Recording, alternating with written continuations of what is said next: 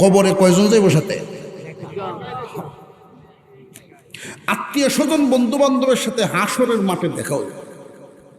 তো মরণের পরের দিন থেকে হাসরের মাঠের আগ পর্যন্ত একা, এই সময়টা একা। কবর প্রতিদিন ডাকতেছে, একাকিত্বের গোরামি, সাবধানে আইসো। মুরাকাবা করবেন, এইখানে আমরা যারা আছি প্রত্যেকেই মরণশীল, কেউ থাকবো না, কেউ থাকবো না। আমাদের আগে যারা ছিলেন তারা কেউই নাই। যেই বাড়িতে বসবাস করেন এই বাড়িতে আমার আপনার আগে আর কেউ থাকতো। এই দুনিয়া ছেড়ে দিতে হবে, এটাই বাস্তব কথা। চোখ বন্ধ করে অন্তত 5 মিনিট ভাববেন আল্লাহর ভয়টা ভিতরে ঢুকানোর জন্য, তাহলেই বুঝে আসবে কোথায় আছেন, কি করছেন, আর আপনি কোন দিকে যাচ্ছেন। কবর কদম সুয়ে মরকদ, নজর সুয়ে দুনিয়া। কদম প্রতি মুহূর্তে মুহূর্তে কবরের দিকে আগাইতেছে, কদমগুলো প্রতি মুহূর্তে মুহূর্তে আগাইতেছে কবরের দিকে, আর নজর কিন্তু দুনিয়ার দিকে। গাফলতির মধ্যে আছি, চোখ বন্ধ করে ভাববেন যদি আমার নামটা মসজিদে এলান হইয়া যায়, বন্ধু বান্ধব আত্মীয় স্বজন সব আমার বাড়িতে জমা হবে। যেইভাবে সাধারণত মানুষ মারা গেলে আমরা যাই, আমি মারা গেলেও সবাই আসবে। তারাইল থেকে অনেক মানুষ যাই, গিয়া জিজ্ঞাসা করবো কি হইছি এত অল্প বয়সে, কালকে না ওয়াজ করে আইলো। সবার বেলায় একই হালত, কালকে না দেখলাম বাজারও, কেমনে মারা গেল। জিজ্ঞাসা করব, শুধু মানুষ খোঁজখবর নিবে। ছোট ছোট বাচ্চারা কান্নাকাটি করতে থাকে, আপনার লাশটা বালিশ ছাড়া খাটের উপর পড়ে থাকবে। একদল মানুষ কাপড় আনার জন্য যাবে, আত্মীয় স্বজন বিভিন্ন দিক থেকে জরু হতে থাকবে। একেবারে আপনজনরা শুধু কাঁদবে, চোখের পানি জড়াইবে। বাচ্চাগুলো থইয়া গেল, বাচ্চাগুলো থইয়া গেল, কেউ এই চিন্তাটাই করবে না সাথে কি লইয়া গেল। সাথে তোমার কর্ম ছাড়া কিচ্ছু যাবে না। এই চিন্তাটা যখন করতে থাকবেন মুরাকাবার মাধ্যমে, কাফনের কাপড় আনবে একদল, বাঁশ কাটবে একদল, গরম পানি করবে একদল, তোমার ঘরটা বানাইবে একদল। জানাজার নামাজটুকু পড়াইয়া এই যে পালকিতে নিয়ে রওনা দিবে, আত্মীয় স্বজন বন্ধু বান্ধব এলাকাবাসী মিলিয়ে তোমার নিয়ে রওনা দেয়।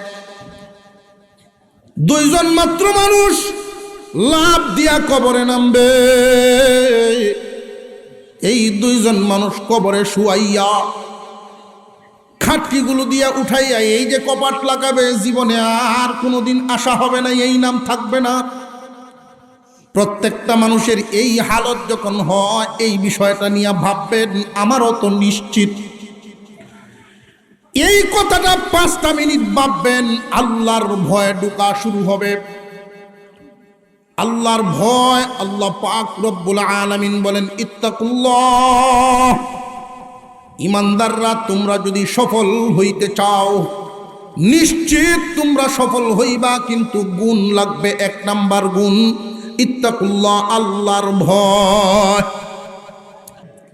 মুসলমান ইমানদার ভাইয়েরা আমার, আল্লাহ পাক রব্বুল আলামিন ঘোষণা দিলেন ইত্তাকুল্লাহ, আল্লাহকে ভয় করো। কিন্তু আমরা বর্তমান সময়ে দেখা যায় আল্লাহকে ভয় করি মুখে, বুকে না। জোরে কর। যদি দেখা যায় কেউ নামাজের তালিম দেওয়া হয়, ফজরের সময় ঠান্ডা হুজুর উঠতো না, এশার নামাজও যাইতো না, ফজরও যাইতো না। মুয়াজ্জিনে ডাকতেছেন আল্লাহু আকবার, আল্লাহু আকবার, হাইয়া আলাস সালাহ, হাইয়া আলাল ফালাহ, ডাক আছে না নাই?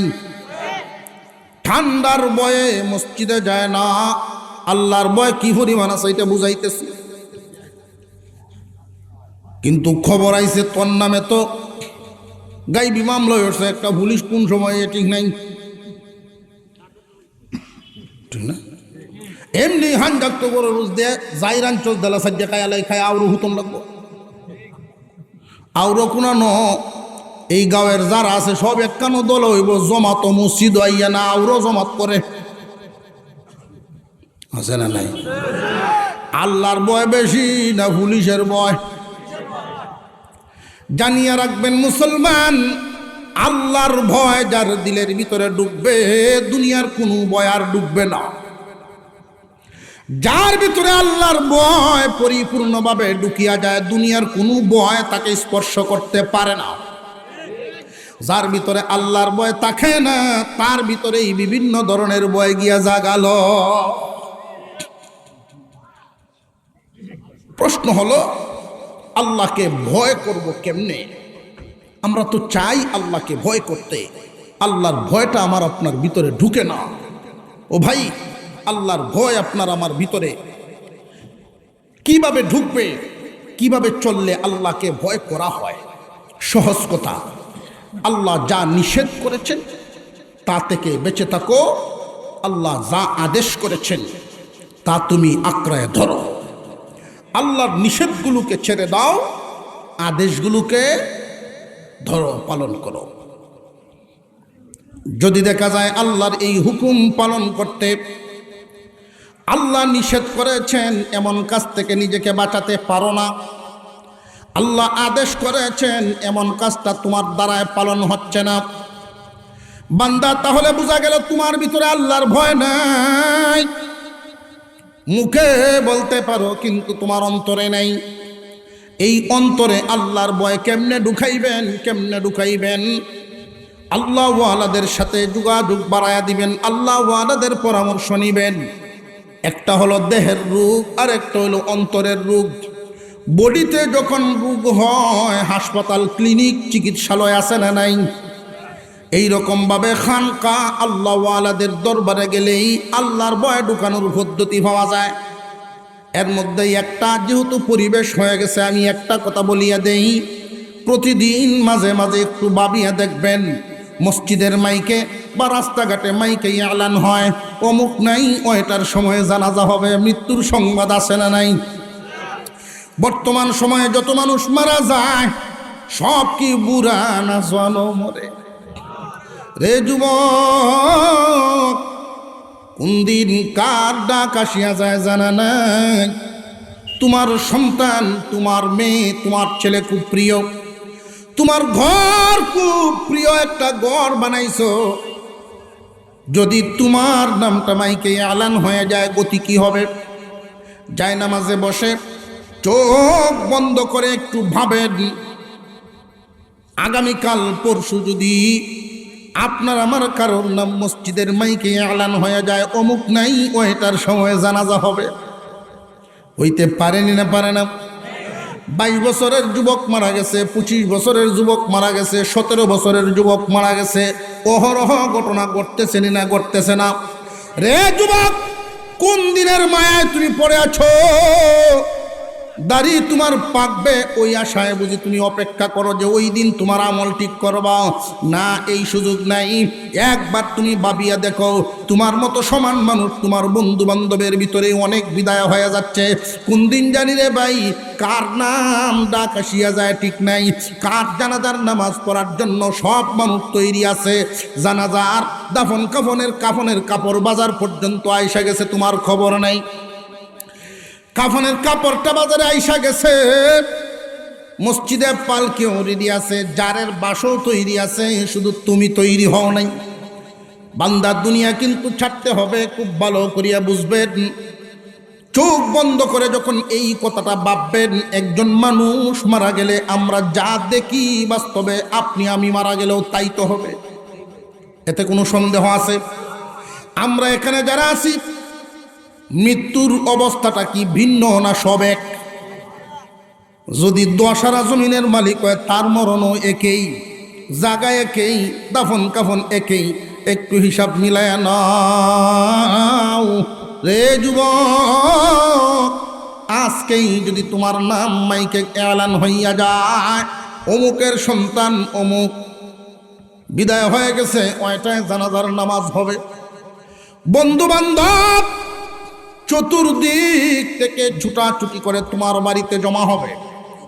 খুব মনোযোগের সাথে ভাবেন বিষয়টা। আপনার আমার এমন হতে পারে না পারে না? আরো জোরে কর। কবরে কয়জন যাইব সাথে? আত্মীয় স্বজন বন্ধু বান্ধবের সাথে হাসরের মাঠে দেখা হবে। তো মরণের পরের দিন থেকে হাসরের মাঠের আগ পর্যন্ত একা। এই সময়টা একা। কবর প্রতিদিন ডাকতেছে, একাকিত্বের গোরামি, সাবধানে আইসো। মুরাকাবা করবেন। এইখানে আমরা যারা আছি প্রত্যেকেই মরণশীল। কেউ থাকবো না, কেউ থাকবো না। আমাদের আগে যারা ছিলেন তারা কেউই নাই। যেই বাড়িতে বসবাস করেন এই বাড়িতে আমার আপনার আগে আর কেউ থাকতো।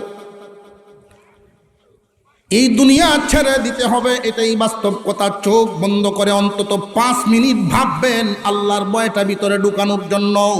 তাহলেই বুঝে আসবে কোথায় আছেন, কি করছেন, আর আপনি কোন দিকে যাচ্ছেন। কবর কদম সুয়ে মরকদ, নজর সুয়ে দুনিয়া। কদম প্রতি মুহূর্তে মুহূর্তে কবরের দিকে আগাইতেছে। কদমগুলো প্রতি মুহূর্তে মুহূর্তে আগাইতেছে কবরের দিকে। আর নজর কিন্তু দুনিয়ার দিকে। গাফলতির মধ্যে আছি।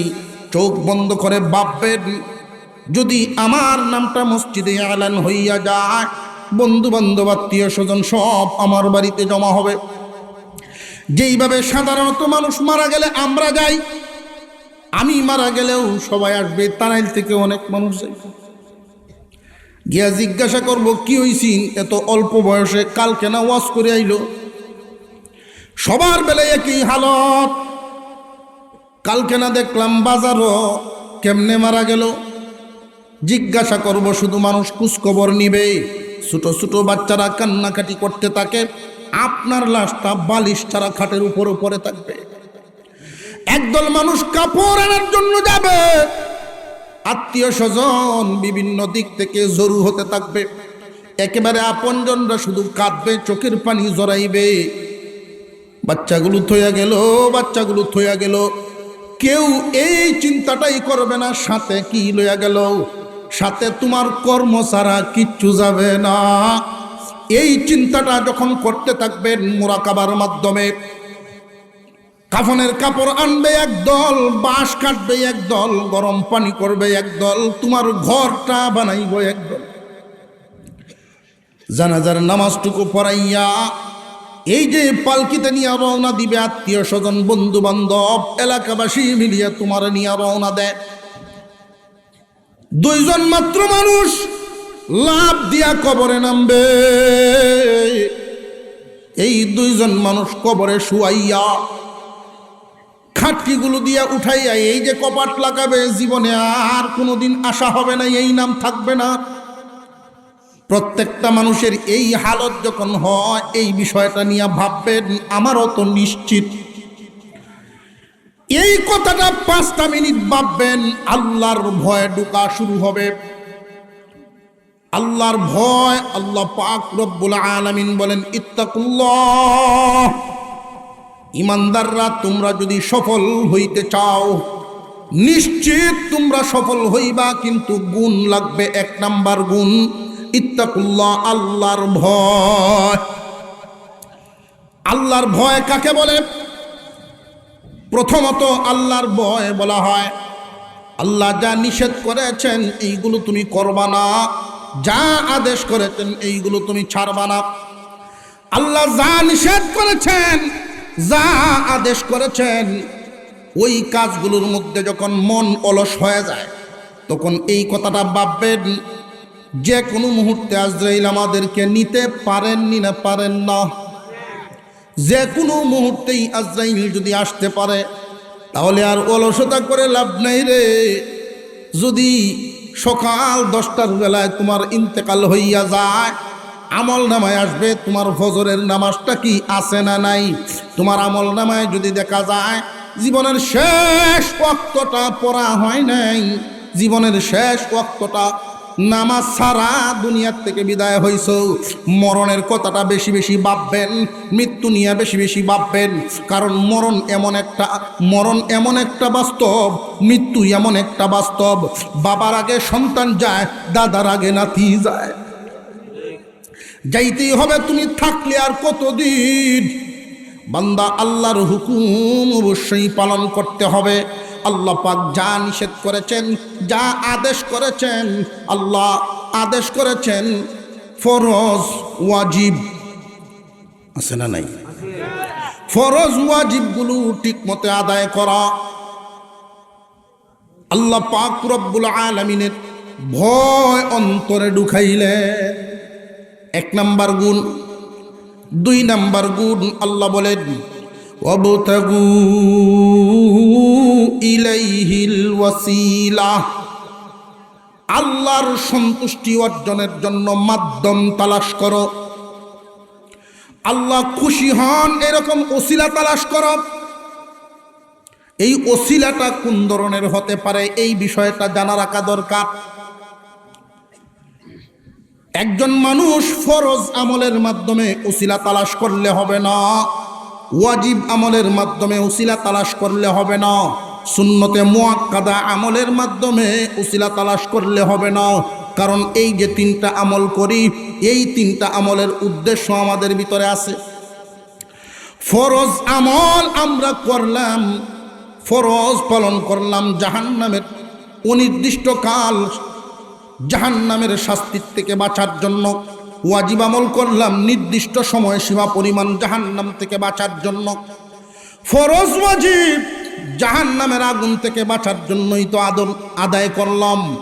কেউ যদি এশার নামাজ না পড়ে থাকেন, তার জন্য সাজা আছে না নাই? তাহলে নামাজ পড়ছি কেন? সাজা থেকে বাঁচার জন্য। সুন্নতে মুআক্কাদা আমল করি, এর একটা উদ্দেশ্য আছে, আল্লাহর পয়গম্বরের সুপারিশ পাওয়ার জন্য। কোনো মানুষ যদি সারা জিন্দেগিতে সুন্নতে মুআক্কাদা আমল করে না, রাসূলের সুপারিশ পাবে না। সুন্নতে মুআক্কাদা আমল করি আল্লাহর পয়গম্বরের সুপারিশ পাওয়ার আশায়। খুব মনে রাখবেন, আল্লাহর ভয় 1 নাম্বার গুণ।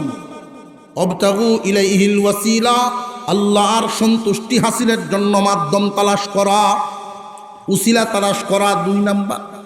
এই যে উসিলাটা ফরজ ওয়াজিব সুন্নতে মুআক্কাদা, এই 3 জাত না। কারণ এই 3টা তো আমরা আমল করি, ফরজ ওয়াজিব আল্লাহর সন্তুষ্টির জন্য নয়, জাহান্নাম থেকে বাঁচার জন্য।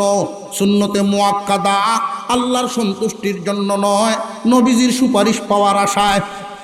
এই ফরজ ওয়াজিব সুন্নতে মুআক্কাদার বাহিরে যত আমল আছে, যা পারেন তাই করবেন, একবার না সারা জীবন। যত বেশি করবেন তত বেশি সন্তুষ্টি পাবেন, যত বেশি ডিউটি করবেন এটারে বলে অতিরিক্ত আমল। এটারে বলে অতিরিক্ত আমল। মুস্তাহাব সুন্নতে জায়েদা, যেমন আসরের 4 রাকাত সুন্নত আছে না? পড়লে সব, না পড়লে এরকম। তো এই আসরের 4 রাকাত সুন্নত নামাজ যদি কেউ আদায় করে, যতক্ষণ নামাজের মধ্যে তাকে বৃষ্টির মতো রহমত নাজিল হয়। কোনো একটা দোকানে যদি 10 ঘন্টা ডিউটি, 2 জন কর্মচারী বেতন 10,000, একজন কর্মচারী 10 ঘন্টা ডিউটি করে সময় মতো আসা যাওয়া করে, বেতন নেয় 10,000। আর আরেকজন কর্মচারী 10 ঘন্টা ডিউটি করে, ঠিক মতো আসা যাওয়া করে, বেতনে নেয় 10,000, কিন্তু অতিরিক্ত 1-1.5 ঘন্টা সময় বেশি দেয়। দোকান গুছানোর সময় মালিককে একটু সহযোগিতা করিয়া যায়, বিনিময়ে বেতন ছাড়া। বেতনের আশা ছাড়া যে ডিউটিটা করলো, 2 জন কর্মচারীর উপরে মালিক কি সমান খুশি না বেশ কমাইব? অতিরিক্ত যে সময় দিল বিনা বেতনে, তার প্রতি আল্লাহ সন্তুষ্ট বেশি। আল্লাহ পাক রব্বুল আলামিন বলেন, ইয়া আইয়ুহাল্লাযীনা আমানুত্তাকুল্লাহা ওয়াবতাগু ইলাইহিল ওয়াসিলা। وجاهدوا في سبيله لعلكم تفلحون হে ঈমানদারেরা তোমরাই সফল কাম তোমরা বিজয়ী দুনিয়াতেও আখিরাতেও তোমাদেরকে কেউ শাসন করতে পারবে না তোমরাই দুনিয়া শাসন করবা কিন্তু বিনা শর্তে না তিন শর্তে এক নাম্বার আল্লাহর ভয় থাকতে হবে যেই যুগের মানুষের ভিতরে আল্লাহর ভয় থাকবে বেশি দুনিয়ার কোনো কামানের ভয় থাকবে না যার ভিতরে আল্লাহর ভয় ঢুকে দুনিয়ার কোনো ভয় ঢুকে না এক নাম্বার গুণ আল্লাহর ভয় দুই নাম্বার গুণ লাগবে অতিরিক্ত আমল দুই নাম্বার আল্লাহর সন্তুষ্টি তালাশ করা আল্লাহর সন্তুষ্টি তালাশ করার জন্য নফল যত রাস্তা আছে একজন মুরব্বীকে পাইলেন রাস্তায় সালাম দেওয়া কি ওয়াজিব সালাম দেওয়া কি ওয়াজিব কিন্তু সালাম যে দিলেন এটা আপনার লাভ অতিরিক্ত আমল একজন মুরব্বী মানুষকে আপনি রাস্তায় দেখলেন বড় একটা ব্যাগ লইয়া যাইতেছে মুরব্বী আপনি দৌড়ায় গেলেন ওই ব্যাগটার একটু ধরিয়া মুরব্বীকে সহযোগিতা করিয়া দিলেন ওই কাজটা ফরজও না ওয়াজিবও না সুন্নতে মুআক্কাদাও না ওই বুঝে আসতেছে আপনি রাস্তা দিয়া যাচ্ছেন হঠাৎ করে দেখেন যে এই রাস্তার মাঝখানে এমন একটা বিপজ্জনক বস্তু পড়ে আছে যে লোহা যে কোনো মানুষ না দেখে পাড়া দিলে হয়তো আক্রান্ত হবে ব্যথা পাবে ক্ষতিগ্রস্ত হবে বা কোনো সাইকেল মোটরসাইকেল ক্ষতিগ্রস্ত হবে এটা সরানো আপনার উপরে ফরজ না ওয়াজিব না সুন্নতে মুআক্কাদা না কিন্তু এটা যদি সরায়া দেন আল্লাহ খুশি হবেন বুঝে আসতেছে অনেক মানুষ না বুঝার কারণে লক্ষ্য করে দেখবেন মুরগির বাচ্চা মরছে বেডির ইডে দেওয়া লাগছে দেয়নি না দেয় না এই মরা প্রাণীটা যে আপনি ফেলায় দিলেন মানুষ চলাচলের রাস্তার পাশে যে আপনি ফেলাইলেন ওইটা পচে গলে দুর্গন্ধ হয়ে বাতাসে মিশবে মানুষের দুর্গন্ধ নেওয়া খুব কষ্ট হয় যেই ব্যক্তিটা এই কাজটা করলো অনেক মানুষকে কষ্ট দেওয়ার কারণে সে অপরাধী সাব্যস্ত হবে আল্লাহর কাছে গুনাহগার বান্দার হক নষ্ট করলো হকের মধ্যে সে হস্তক্ষেপ করলো বান্দার শান্তির মধ্যে ব্যাঘাত ঘটায়া দিল এই কাজটার মাধ্যমে চিন্তাও করে নাই পক্ষান্তরে আর একজন মানুষ কোদালটা নিয়ে যদি একটু গর্ত করে এই প্রাণীটারে মাটির নিচে দিয়ে যখন দাফন করে ফেললো আল্লাহ রব্বুল আলামিন এই কাজের দ্বারা বান্দার প্রতি সন্তুষ্ট হয়ে গেল এটা কি ফরজ ওয়াজিব সুন্নতে মুআক্কাদা এটি অতিরিক্ত আমল এই অতিরিক্ত আমল যে যত বেশি করব আল্লাহর সন্তুষ্টি তত বেশি পাইব কথা বুঝে আসতেছে মানুষ যদি এই বিষয়গুলো একটু চিন্তা ভাবনা করে চলতো আমাদের সমাজ কতই না সুন্দর হয়ে যেত কোনো একটা রাস্তা ভাঙ্গা যখন শুরু হয় অনেক ইট সোলিং রাস্তা দেখি আমি অনেক ইট সোলিং রাস্তা হায় রে দুনিয়ার মানুষ আল্লাহর ভয় মানুষের ভিতরে না থাকলে যা হয় 1 কিলোমিটার রাস্তা যদি সরকারের বরাদ্দ থেকে সোলিং করা হয় সোলিং রাস্তা ইট বিছায়া 1 বছর যায় মোটামুটি বালা পরের বছর ইট লড়ে এর পরের বছর যখন গেলাম গিয়ে দেখি কয়েক হাজার ইট নাই ইটের কি ফাঁকা আছে অনেক মানুষ গরুর তলে দিতাম নিচে আতরে দুইটা 8-9 বছর যে একটা ছেলে আছে এটার যে সময় গরু আস একটা ওই এইটা নিস গড় সাইড করে রেখেছে সাইড পাক করে রেখেছে গড় এই যে সরকারের মাল যদি কেউ বক্ষণ করে কেউ নেয় জানেন না কোনো একজন ব্যক্তির মাল একজন মালিক তার কাছ থেকে যদি কেউ মাল নেয় তারে যদি ঠকায় অনুতপ্ত হইলে ভুল বুঝলে ভুল যখন সংশোধন হয় ভুলটা যখন বুঝতে পারে তখন ওই লোকটা যদি জিন্দা থাকে তার হাত ধরে মাফ লওয়ার সুযোগ আছে কিন্তু সরকারি মাল যদি কেউ এইভাবে দখল করে, এইভাবে খায়, তাহলে অবস্থাটা কি দাঁড়ায় জানেননি? সরকারের মাল সারা দেশের মানুষ মালিক। সরকারি ফান্ডের মালিক কি একক কোনো ব্যক্তি, না সারা দেশের মানুষ?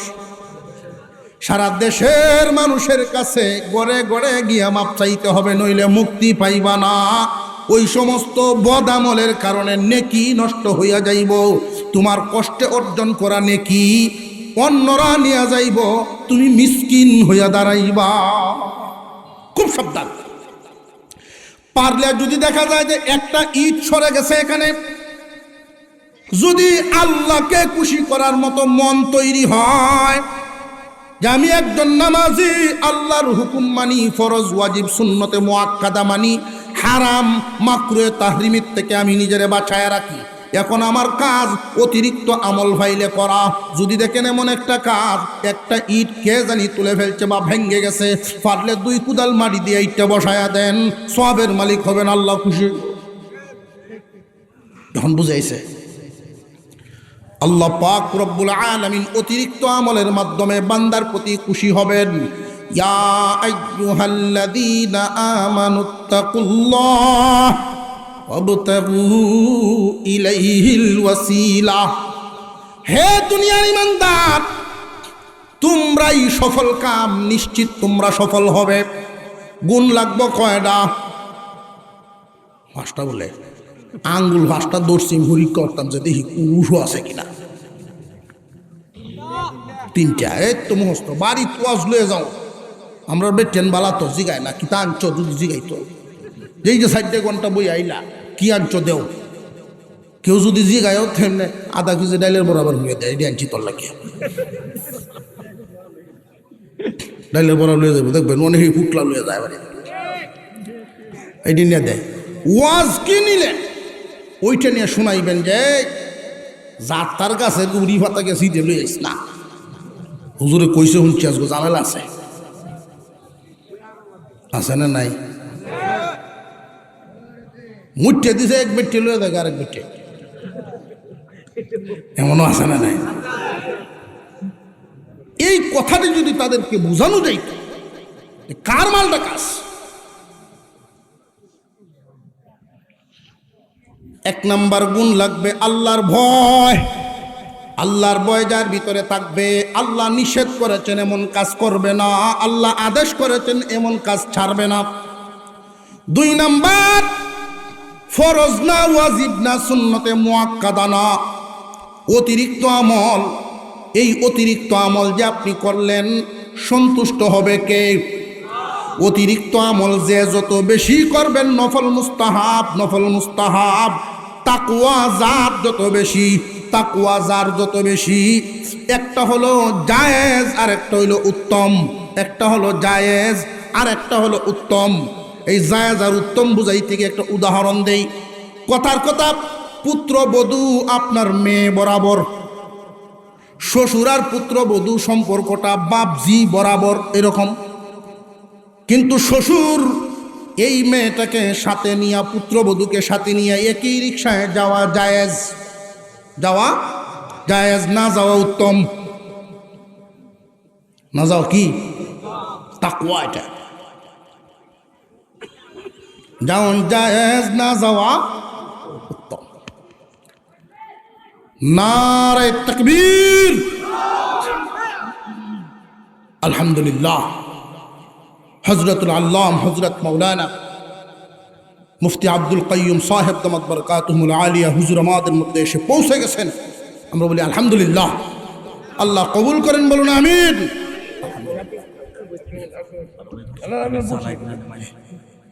3 নাম্বার গুণ কয়টা গেল? 2টা।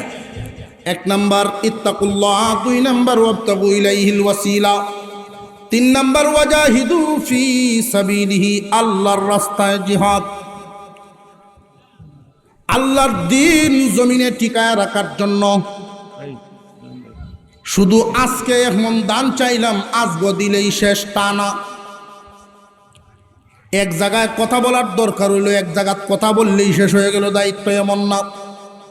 মনের ভিতরে কথাটা এমনভাবে ঢুকাইতে হবে, ইসলামের মহব্বত এমনভাবে ঢুকাইতে হবে, আল্লাহর দিন জমিনে টিকায় রাখার জন্য, আল্লাহর দিন জমিনে টিকায় রাখার জন্য হর রাস্তায় মেহনত করতে গিয়া যেই জায়গায় যা দরকার তা করতে হবে। যদি কথার দরকার কথার মাধ্যমে ইসলামকে সাহায্য করা, কাজের দরকার হলে কাজের মাধ্যমে ইসলামকে সাহায্য করা, অর্থ লাগলে অর্থ দিয়ে ইসলামকে সাহায্য করা, যদি জান লাগে জানের মাধ্যমে হলেও ইসলামকে দুনিয়ার জমিনে টিকায় রাখার প্রচেষ্টা সারা জীবন চালায় যাওয়া, এই গুণ থাকতে হয়। প্রত্যেকটা মুমিনের কাছে যদি এই গুণ থাকে তাহলে আজকে আর আমাদের এই জিল্লতির জীবন থাকে না। এই জিল্লতির জীবন হওয়ার কথা না। আলেমের বিরুদ্ধে যখন এক ফাসেক, কোন একজন ফাসেক আলেমের বিরুদ্ধে কথা বলতে থাকে, নামাজ পড়ে এসে টুপি মাথা, মুখ বন্ধ, কথা বলে না, সাথে সাথে যদি ওয়াজাহিদু ফি সাবিলিহি তার দিলের ভিতরে থাকতো এখানে কথার দ্বারা প্রতিবাদ করার ব্যাপার, সাথে সাথে প্রতিবাদ করত, তার জবান বন্ধ হয়ে যেত। আল্লাহ পাক আমাদেরকে বুঝার তৌফিক দেন, বলুন আমিন। আজকের মাহফিল আল্লাহ কবুল করেন, আর হুজুরে বলেন আমিন।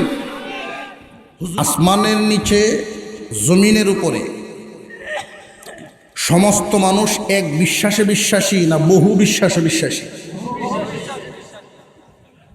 আল্লাহ পাক কোন বিশ্বাসীকে ডাক দেন নাই, শুধু ইমানদারদেরকে ডাক দিছেন।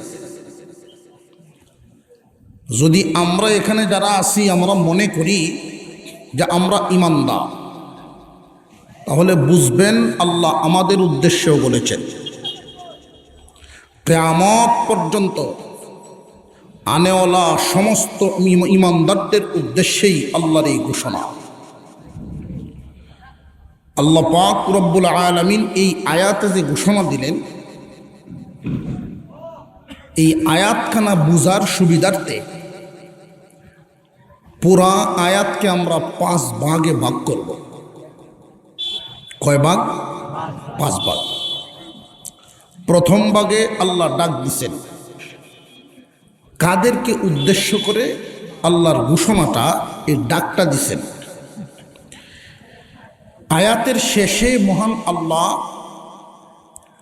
ঘোষণাটা দিছেন, আয়াতের মাঝখানে কিছু শর্ত দিছেন। মহান আল্লাহ পাক রব্বুল আলামিন এই দুনিয়ার জমিনে যা কিছু দিছেন, দুনিয়া যে চালাইতেছেন, টিকায়া রাখছেন, উসিলা হইল ইমানদার। সুবহানাল্লাহ। যতদিন পর্যন্ত একজন ইমানদার থাকবে আল্লাহ কিয়ামত ঘটাবেন না। একজন ইমানদার যতদিন থাকবে, একজন ইমানদারের এত দাম আল্লাহর কাছে। জমিনে আমরা বুঝি না, এই জন্য খুঁজি না। একজন ইমানদারের যে কত দাম, 1000 কুকুর এক জায়গা একটা মাদক, আর একদিকে একজন মানুষ একা দাঁড়ায় রয়েছে আরেক মাদক। এই 1000 কুকুরের দাম বেশি না একজন মানুষের দাম বেশি? ঠিক তেমনি তাম দুনিয়াতে ইমানদাররা ব্যতীত যা আছে আল্লাহর ঘোষণায় তারা মানুষ না, দেখতে বোঝা যায় মানুষের মতো, চতুষ্পদ জানোয়ারের চেয়ে আরো নিকৃষ্ট। নিকৃষ্ট কেন? 1 নাম্বার কারণ হলো চতুষ্পদ জানোয়ারেও মালিক চিনে, আর ওরা মানুষ হয়েও মালিক চিনল না। 2 নাম্বার কারণ নিকৃষ্ট হওয়া, চতুষ্পদ জানোয়ার দুনিয়ার জীবনের শেষে হাসরের মাঠে কোনো বিচার আচারের ভয় নাই, তার জন্য জাহান্নামের সাজা নাই। তুমি মানুষ হওয়ার পরেও, আশরাফুল মাখলুকাত হওয়ার পরেও তুমি জাহান্নামে যাবে, তাহলে এই কুকুরের চেয়ে, শুকুরের চেয়ে, শিয়ালের চেয়ে, গাধার চেয়ে তুমি নিকৃষ্ট। আর একটু জোরে কর। আল্লাহ পাক রব্বুল আলামিন ইমানদারদের উসিলায় দুনিয়া টিকায় রাখছেন। এমনকি তাম দুনিয়া পরিচালিত হওয়ার জন্য গুরুত্বপূর্ণ যত খনিজ সম্পদ যা যা লাগে দুনিয়া চালাইতে, দেখবেন বহুত কিছুর দাম বাড়ানি লাগে না। যেদিন দেখবেন তেলের দাম বাড়ছে, যেই দিন দেখবেন যে পেট্রোলের দাম বাড়ছে, আন্দাজ করে নিবেন কালকে কাঁচামরিচের দামও বাড়ব। কথা বুঝে আসতেছে? কারণ ডিজেলের দাম বাড়লো, কাঁচামরিচের সাথে সম্পর্ক কি? যে সম্পর্ক আছে। এই কাঁচামরিচ আমরা তারাইল হয় না, তারাইল যা হয় এটা তো চলে না। এটা আনন্দ লাগে রংপুর তো, দিনাজপুর থেকে, ব্রাহ্মণবাড়িয়া, সিলেট থেকে। যেই ট্রাক দিয়ে আনবো এই ট্রাকের ডিজেল লাগতো না, ডিজেলের দাম বাড়ছে, কাঁচামরিচের দাম বাড়বে। কথা বুঝে আসতেছে? দুনিয়া চালাইতে গিয়া যা যা লাগে এর মধ্যে গুরুত্বপূর্ণ একটা সম্পদের নাম তেল, আর একটা সম্পদের নাম গ্যাস, আর একটা সম্পদের নাম স্বর্ণ, মূল। এই তেলের খনি, গ্যাসের খনি, স্বর্ণের খনি এই দুনিয়ার জমিনে আল্লাহ পাক বেঈমানদের চাইতে মুসলমানদেরকে বেশি দিচ্ছেন।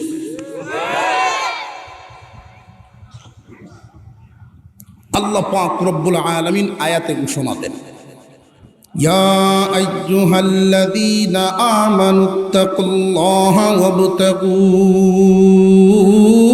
ইলাইহিল ওয়াসিলা ওয়াজাহিদু ফি সাবিলিহি লাআল্লাকুম তুফলিহুন।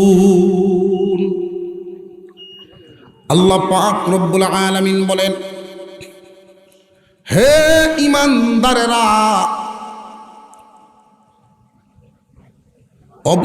ইত্তাকুল্লাহ ওয়াবতাগু ইলাইহিল ওয়াসিলা ওয়াজাহিদু ফি সাবিলিহি লাআল্লাকুম তুফলিহুন। আয়াত বুঝার সুবিধার্থে কয় ভাগে ভাগ করব বলছিলাম? 5 ভাগে। প্রথম ভাগে আল্লাহ ডাক দিয়েছেন, ইয়া আইয়ুহাল্লাযীনা আমানু, হে ঈমানওয়ালাগণ। আল্লাহ তো ইচ্ছা করলে কারোর নাম ধরেও ডাকতে পারতেন। নাম ধরে ডাক না দেওয়ার কারণ হলো এটা আদরের ডাক। জমিনে লক্ষ্য করে দেখবেন, কেউ যদি কারোর প্রতি খুশি হয়, বিশেষ করে বাবা যদি সন্তানের প্রতি খুশি হয়, খুশির একটা ডাক আছে, নাম ছাড়া বাবা শোনা চান লক্ষ্মী, এই জাতের শব্দ আছে না নাই? আল্লাহ পাক রব্বুল আলামিন ডাক দিলেন, ও আমার ঈমানওয়ালারা। আয়াতের শেষে আল্লাহ ঘোষণা দেন, লাআল্লাকুম তুফলিহুন, তোমরা বিজয়ী, তোমরা সফলকাম। ঈমানদার যারা, সফল কাম তারা। ঈমানদারদের কোনো বিফলতা নাই, ঈমানদাররা সফল, ইহকালেও সফল, পরকালেও সফল। ইহকালে সফল কেমনে? যে ঈমানদার যারা, তাদের উপরে কেউ চোখ রাঙাতে পারবে না। ঈমানদারদের জানের নিরাপত্তা, মালের নিরাপত্তা দিবেন আল্লাহ।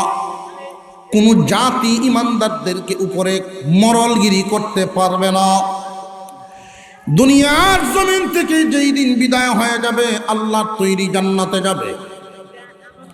সুতরাং ঈমানদাররা সফল, নিশ্চয়ই ঈমানদাররা সফল। ঘোষণাটা দিছেন কে? জবান খুলে বলেন কে? ঘোষণা দিছেন আল্লাহ। আল্লাহ পাক রব্বুল আলামিন নিজে ঘোষণা দেন, ঈমানদাররা সফল। আখিরাতে সফল, এতে কোনো সন্দেহ নাই। কিন্তু দুনিয়ার জমিনে বাস্তব চিত্রর দিকে তাকালে অন্তরে প্রশ্ন জাগে। আল্লাহ ঘোষণা দিলেন ইমানদাররা সফল, কিন্তু বাস্তবে দেখা যায় বহু জায়গায় বিফল। ঠিক না বেঠিক? সামাজিক থেকে ধরে আন্তর্জাতিক পর্যন্ত একজন ইমানদারের সফলতা দেখি না, বিফলতা দেখি। অথচ আমাদের এই দেশে ইমানদারের সংখ্যা কম না বেশি? বেশির আওয়াজটা যে কয়জনে দিছ এতেই বুঝছি যে বেশি। পার্সেন্টেজ এইভাবেই। ইমানদারের সংখ্যা আমাদের দেশে কম না বেশি? এখন যদি স্কেল দিয়ে মাপ দেওয়া হয় বা সালুন দিয়ে সালা দেওয়া হয়, তখন যে কয়জন থাকবো সংখ্যায় কমে।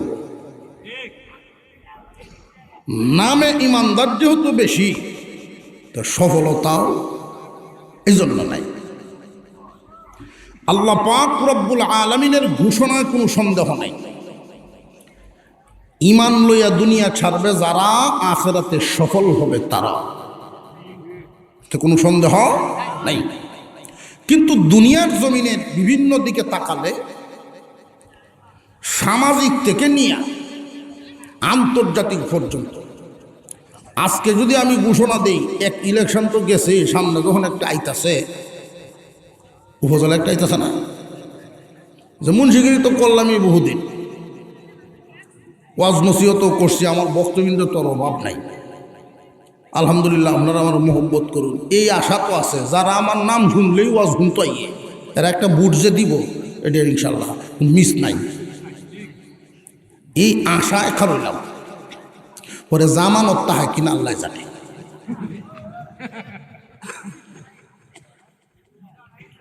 তাহলে ইমানদার কি সফলতার পথে?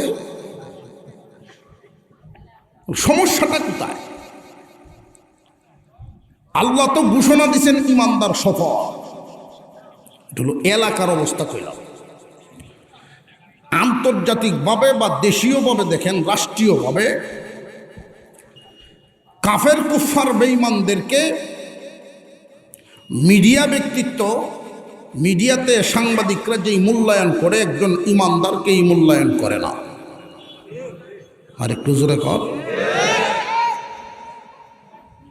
একজন গুনাহগার ফাসিক কাফের কুফারকে যেই পরিমাণ মূল্যায়ন করা হয়, একজন ইমানদারের এই পরিমাণ মূল্যায়ন নেই।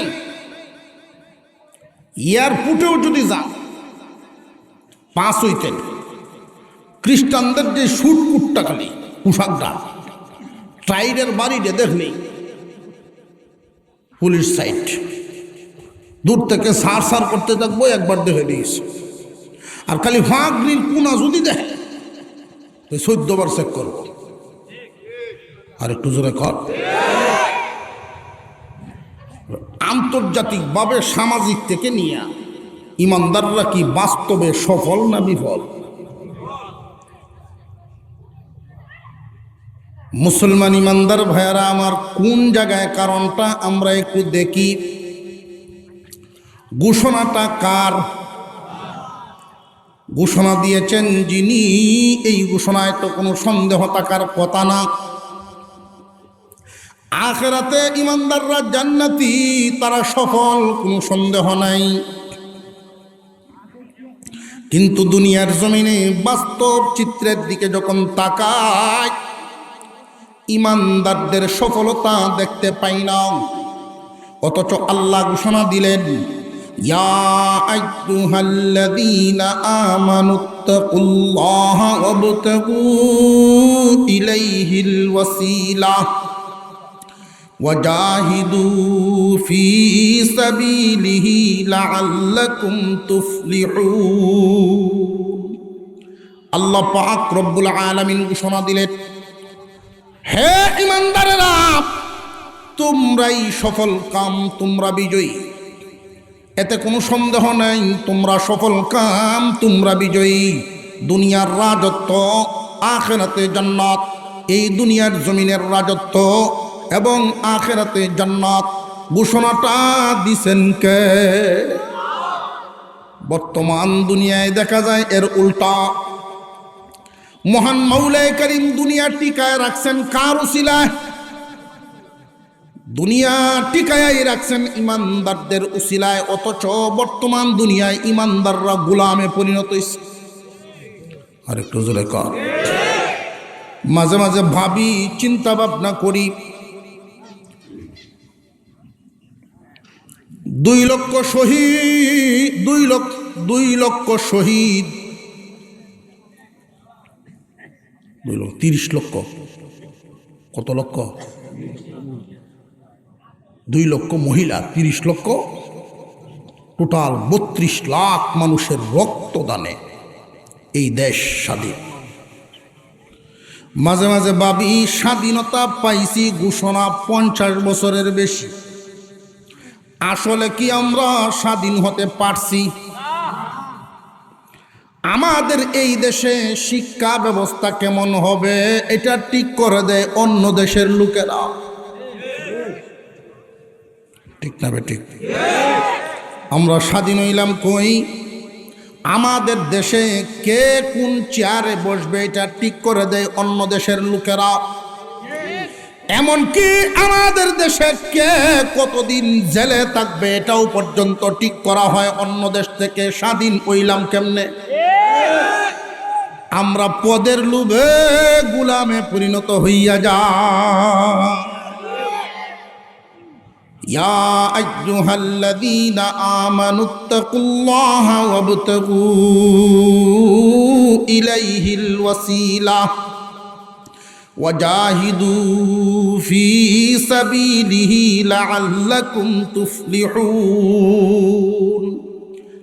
ইমানদাররা তোমরাই সফল কাম, তোমরা বিজয়ী। এই দুনিয়ার জমিনে তোমাদের উপরে মরলগিরি করবে এমন কোনো জাতি নাই। তোমরা সফল কাম। এই দুনিয়া বানাইছেন যিনি, আমাদের মালিক যিনি, আমাদের রব যিনি, সৃষ্টিকর্তা যিনি, ঘোষণা দিয়েছেন তিনি। তাহলে গন্ডগোল কোথায় দাঁড়াইল? আয়াতখানা বুঝার সুবিধার্থে কয় ভাগে ভাগ করেছিলাম? আরো জোরে কন। প্রথম ভাগে আল্লাহ ঘোষণা দিলেন হে ইমানদার। শেষ ভাগে আল্লাহ বলেন তোমরাই সফল কাম। মাঝখানে আরো কয় ভাগ রইল? 1 নম্বরে আল্লাহ বলেন ইত্তাকুল্লাহ, আল্লাহকে ভয় করো। আল্লাহকে ভয় করার ঘোষণা দিয়েছেন আল্লাহ।